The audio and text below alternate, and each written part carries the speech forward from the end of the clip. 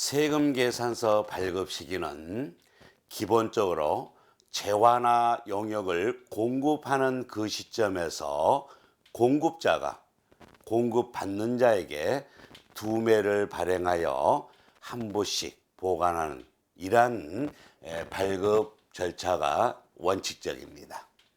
자, 그래서 간단히 구분해서 정리를 해보면 방금 말씀드린 대로 세금 계산서의 발급 시기는 원칙적인 발행은 재화나 용역을 공급하는 시점이죠.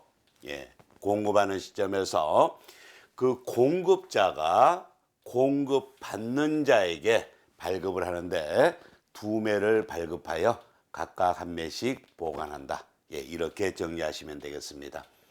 자, 그러나 먼저 발행하는 경우도 있어요. 선발행.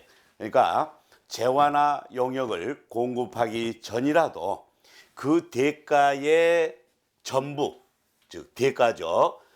공급 대가의 전부 또는 일부를 받고 세금 계산서를 발급한 경우에는 그 발급한 때를 공급 시기로 본다는 얘기입니다. 물론 재화 또는 용역을 공급하기 전에 또 세금 계산서를 발행하고 대가를 받지 않는 경우라 할지라도 그러니까 장기 할부 판매라든가 뭐 이런 경우가 해당이 되겠습니다만은 그런 경우에도 그 세금 계산서를 발급한 때를 공급 시기로 본다라는 얘기입니다. 자, 부가가치세법에서는 이렇게 공급 시기를 결정한다는 이 문제는 상당히 중요하다라고 그랬죠. 그래서 왜 그러느냐 하면은 부가가치세의 그 납부 시기가 결정이 되기 때문입니다. 그래서 선발행하는 경우에도 이렇게 미리 발행한다 할지라도 그 발행한 때를 공급 시기로 본다는 얘기가 되겠습니다.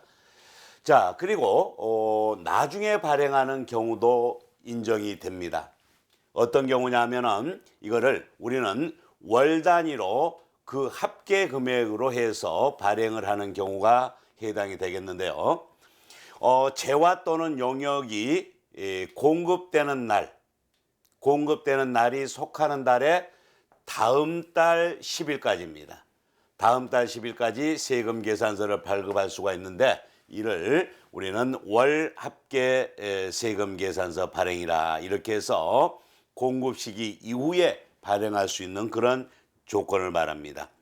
자, 예를 들자면은 1월 1일부터 1월 31일까지 이렇게 한 달간의 이 사이에 발생된 거래가 있었다, 즉 공급되었다라고 하면은 이걸 수시로 공급이 이루어지다 보니까 매번 발행하는 게 원칙이나 여러 가지 뭐 번거로울 수도 있겠죠, 그죠? 그래서 평상시에는 거래 명세서 등으로 관리를 하고 1월 31일자, 그러니까 그 해당 월의 말일자를 작성일자로 하는 겁니다. 1월 31일자를 작성일자로 해서 언제까지 발행한다? 2월 10일까지 발행하고 그 다음 날까지 국세청에 전송을 하도록 이렇게 하고 있습니다. 이때 세금 계산서에 기록이 되는 작성일자 1월 31일자는 무엇을 의미한다라고 했나요? 작성일자는 한번 말씀을 드렸는데 첫째는 재화를 공급하는 날 아니면은 이렇게 세금 계산서를 작성하는 날 어느 날인가요? 기억하시나요? 당연히 기억되시겠죠. 재화나 용역을 공급하는 날을 세금 계산서에 기록된 작성일자 그걸 의미합니다. 세금 계산서 작성일자가 아니에요. 공급하는 날이다 이렇게 되겠습니다. 자, 그러니까 2월 10일까지 발행한다 이러니까 2월 10일 날이 실제로는 세금 계산서 작성일이 되겠죠. 이 용어가 약간 혼란스러울 수도 있겠습니다만은 다시 한번 강조해 드립니다. 세금 계산서에 기록되는 그게 작성 일자로 기록되는 날짜는 재화 또는 용역의 공급일을 말한다. 예, 그죠? 그래서 그 공급일이 실질적으로는 공급하는 날 아니면은 공급하기 전이라도 그때를 공급하는 날로, 공급한 이후라도 그 달의 말일자를 공급일로 이렇게 한다는 얘기죠. 자, 그리고 이제 이게 원칙이나 한 달을 일여월을 또 나누어서 1월 1일부터 1월 15일까지 1월 16일부터 1월 31일까지 한 달을 이렇게 두 번 나누어서 세금 계산서를 발행하고자 하는 경우에는 1월 1일부터 1월 15일까지 거래가 일어난 부분은 언제까지? 언제를 작성일자로? 예, 1월 15일을 작성일자로 하고 또 1월 16일부터 1월 31일까지 공급한 경우에는 세금 계산서의 작성일자는 1월 31일자로 이렇게 해서 언제까지? 예, 다음 달 10일까지 2월 10일까지 우리가 국세청 홈택스에 들어가서 로그인해서 발행을 할 수가 있다라는 얘기입니다. 자, 그리고 이제 이런 경우도 있네요. 1월 7일 날 공급이 이루어졌으나 이 부분이 누락이 됐어요. 그래서 뭐 거래 명세서라든가 이런 자료를 통해서 거래가 있었다는 게 확인이 되고 또 그 날짜를 1월 7일로 이미 날짜는 경과됐습니다만은 그 공급한 날짜로 세금 계산서를 발행하고자 하는 경우 가능하다는 얘기입니다. 그래서 이미 1월 7일 날 공급이 이루어졌는데 발행이 되지 않고 기간이 경과되었어요. 예. 그러면은 실제 그런 일이 많이 있겠죠. 그 날짜로 소급해서 발행을 해주면 안 되겠느냐? 뭐 이렇게 이제 얘기할 수도 있겠죠. 가능합니다. 그래서 1월 7일 날 누락이 됐다 그러면은 1월 7일을 작성일자로 하면 됩니다. 그럼 발행은 언제까지 할 수 있느냐? 즉 국세청 홈택스에 언제까지 로그인해서 들어가서 세금 계산서를 발행할 수가 있느냐는 거예요. 2월 10일까지입니다.